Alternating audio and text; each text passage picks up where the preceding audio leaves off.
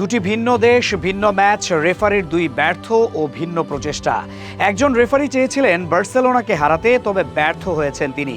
অন্যদিকে আরেকজন রেফারি চেষ্টা করেছিলেন রোনালদোকে সৌদিতে প্রথম ট্রফি এনে দিতে। তিনিও হয়েছেন হতাশ। শুরু করা যাক বার্সেলোনার এই ভিডিও দিয়েই।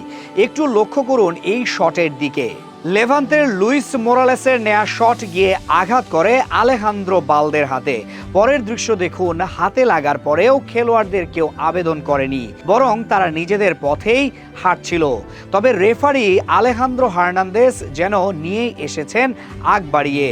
তিনি সাহায্য নেন ভিডিও অ্যাসিস্ট্যান্ট রেফারির। সেখানে দেখা যায় বল লেগেছে বালদের হাতে। তবে ফুটবলের নিয়ম হচ্ছে, যদি বক্সের মাঝে বা বাইরে কোনো খেলোয়াড়ের অনিচ্ছাকৃতভাবে বলে হাত লাগে আর সেই হাত যদি শরীর বরাবর হয়, তবে সেখানে হ্যান্ডবল বা পেনাল্টি কোনোটাই হবে না। তবে রেফারি যেন সেসবের ধার ধারেননি, তিনি বাঁশি বাজিয়ে দেন পেনাল্টির।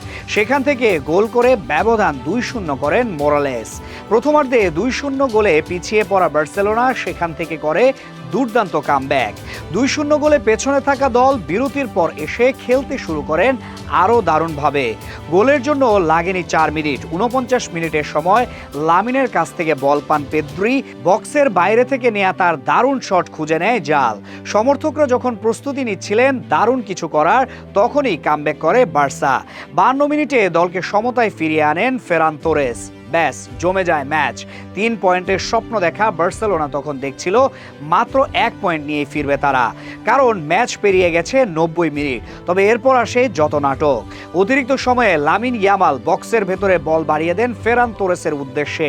তবে সেই বল ক্লিয়ার করতে গিয়ে জালে জড়িয়ে দেন ইলগেজাবাল। তাতে 2-0 হতে 3-2 অবিশ্বাস্য কামব্যাক করে কাতালান ক্লাবটি।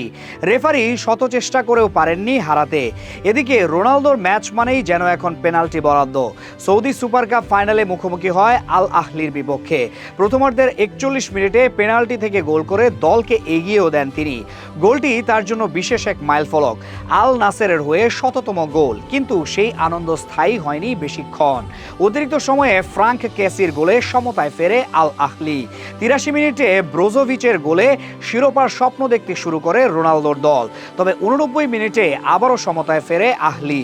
শেষ পর্যন্ত খেলা গড়ায় টাই ব্রেকারে। সেখানে 5-3 ব্যবধানে হার নিয়ে মাঠ ছাড়তে হয় রোনালদোর আল নাসেরকে। আর এতে করে সৌদির ক্লাবে এখনও অফিসিয়াল শিরোপা ছুঁয়ে দেখার অপেক্ষায় থাকতে হচ্ছে রোনালদোকে। বারবার ফাইনালে পৌঁছেও শেষ মুহূর্তে ব্যর্থতার মুখোমুখি হতে হচ্ছে তাকে, যে কারণে সমালোচনার ঝড় উঠছে চারদিকে। রোনালদোকে ঘিরে আল নাসেরের অগাধ অর্থ ব্যয় কতটা সার্থক হলো, সেটাই এখন বড় প্রশ্ন।